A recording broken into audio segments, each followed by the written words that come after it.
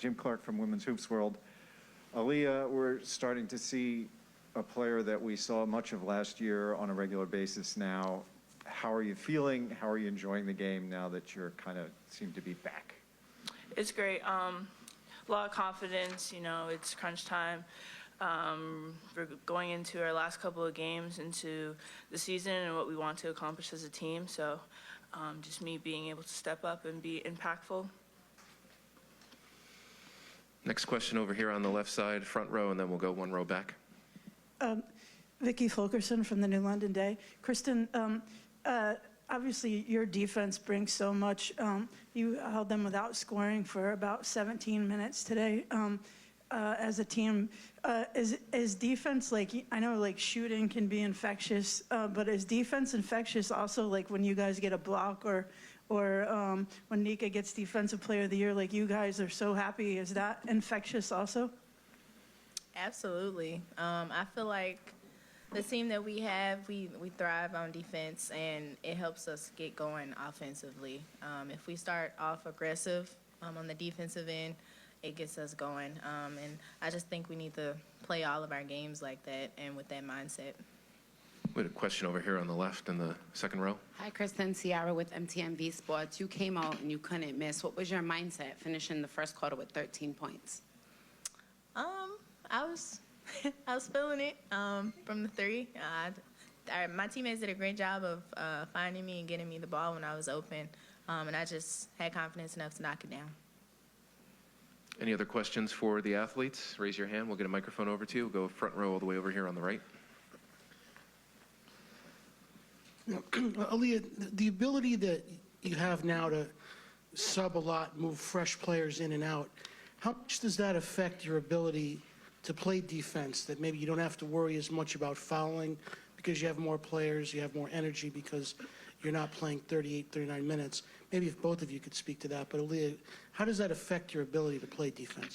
It definitely shows like the depth that we have in our team, and that whenever somebody subs in, you know, we're going to come out with that same intensity. So Coach emphasizes a lot on when you're out there on the court, give it your all, because someone's going to come in and match that same energy that you just produced. So I think that's the mindset for everyone on the team. Mm-hmm. It's been great. This is my 4th year being here, and this is one of the first years that we have been able to do that. And I feel like it will help us a lot in the long run, because, you know, we can have a lot more energy and save our legs. Anything else for the athletes? We'll go right here, front row, Tim. Tim Bez from the Igloo Podcast. So this is now the 4th consecutive game that your team has held your opponent to under 40 points. I mean, I know that offensively you got a lot of weapons, but I feel like y'all take so much more pride on the defensive end. So, I mean, you can speak to that. I mean, is that a true statement, and how much can you speak about just how good this defense is, especially over these last 4 games? Is that for both of them? Yes. All right, we'll start with Christyn first. Well, it's been a long time coming. We've had our struggles earlier on in the year, but Coach is always on us in practice by staying aggressive on the defensive end. Like I said earlier, once we get going on the defensive end, it just helps our team overall, and it just brings a lot of energy for us. So, yeah. Yeah, for sure. I think just holding ourselves to defense first, and offense will come, and it helps our momentum in our transition game as well. One right here in the front row in the middle, Ben. Pat Eaton from the Associated Press. Christyn, can you address how Paige is working her way back into her role on this team? What have you seen in terms of progress over these last 3 games? Is she back where she was? Does she still got room for improvement? What do you see out there on the court? Yeah, I mean, Paige has come, a long way as well. I mean, she has surgery. I think she's doing a great job from coming back from knee surgery. Obviously, she is still trying to find her role, but Paige is still Paige. You saw today, what was she? 3 for 3 from the 3-point line, 4 for 4 from the 3-point line. Like, she's still a shooter. She still has assists and always looking to get people open. So she's still the same player. Anything else for the athletes before we let them go back to the locker room? Okay, ladies, thank you very much. We'll excuse you, get you back to the locker room, and we'll take questions for Coach. Once again, raise your hand. Thank you. Thank you. Thank you, ladies. We'll see you tomorrow. Geno, can you talk about working Paige into the game today? You had said she's not going to be playing 35 minutes these 3 games, but was this kind of exactly what you wanted to see from her today, and where do you think she is in terms of getting back to where she wants to be?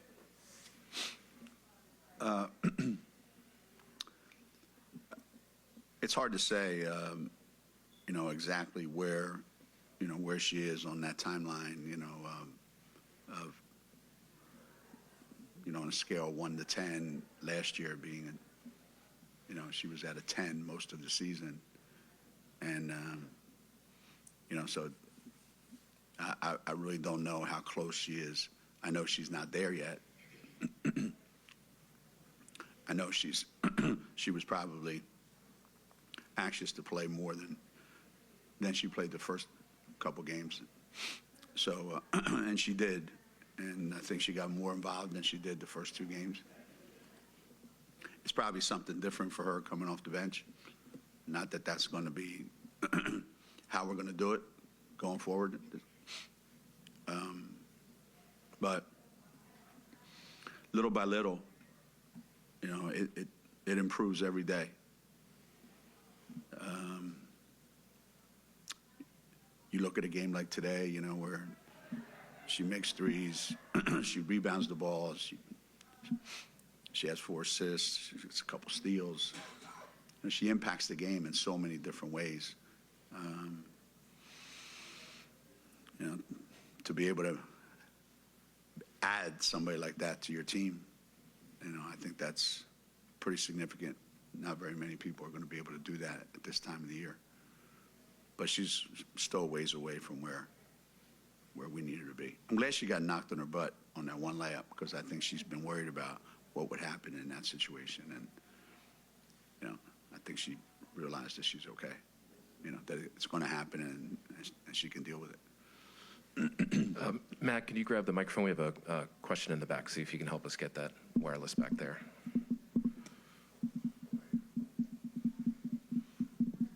Joe Zones, CBS Hartford.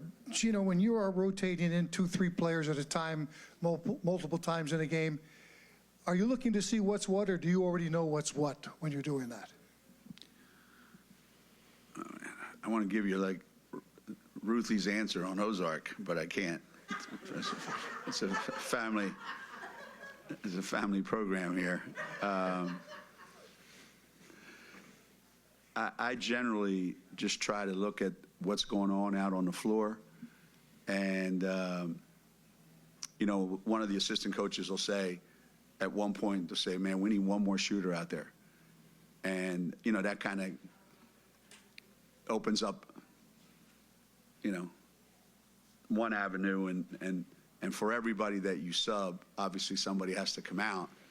And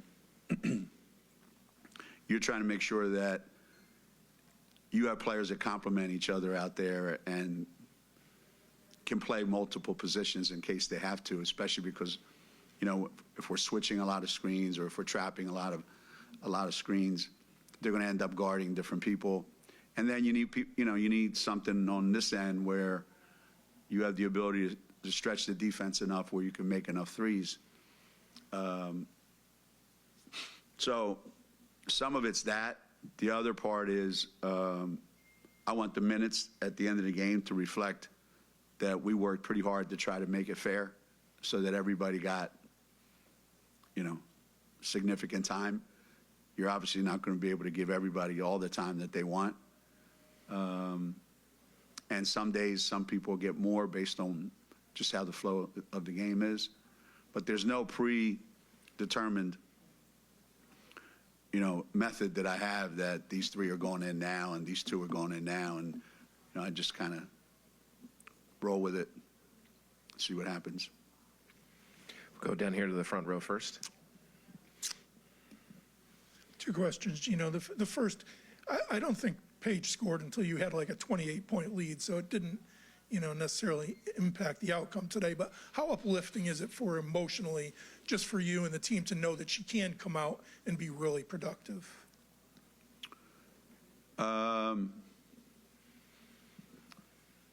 I just think that when Paige doesn't score, doesn't shoot, doesn't get involved in the game, it's her choice. I don't think the defense is doing anything to keep her from doing that. So it's a choice that she's making. And most of the time I don't agree with it, and I let her know about it. That's why sometimes I'll put her in there and I'll watch for about 2 or 3 minutes and I'll get her out. I'm like, the wrong page showed up today, so I got to remind her that we need the other page. I just want her to be in her comfort zone as she's playing, to feel like I can make any three I take. I can dribble the ball from this spot to that spot and get my shot, and nobody can keep me from doing it. I can get to the basket whenever I want. I just want her to feel that, and then whether or not she actually does that every time she can, that's a choice that she makes. I just need to know that she can. And then secondly, is defense the key to postseason success for you guys? It always is. It always is. It's always been that way, and some years it's better than others.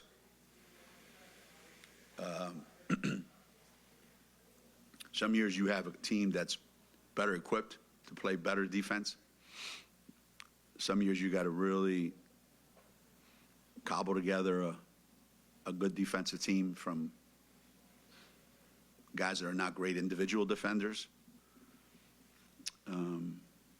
But this team works pretty well together. At least they've learned how to work pretty well together.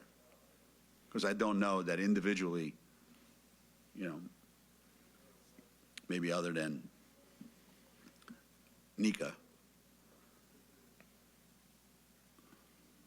By the way, I know the refs didn't vote on that.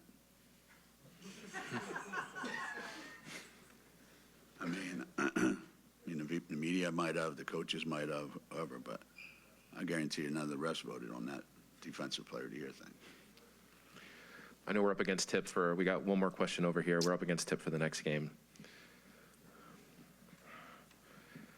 Keegan Brown, UConn Student Television. Talk to me about this team's hustle and effort on transition and defense, even when they're up by big numbers.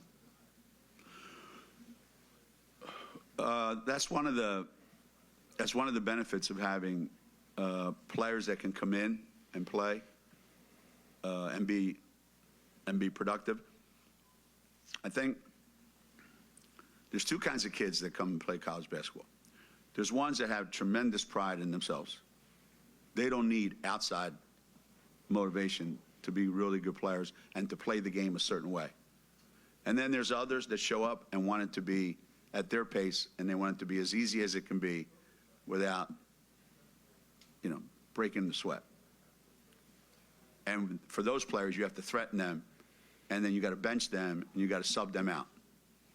We've been fortunate for the most part over the years that we have kids that come here and they take tremendous pride in how I look, how I play, what my coach thinks of me, what my teammates think of me.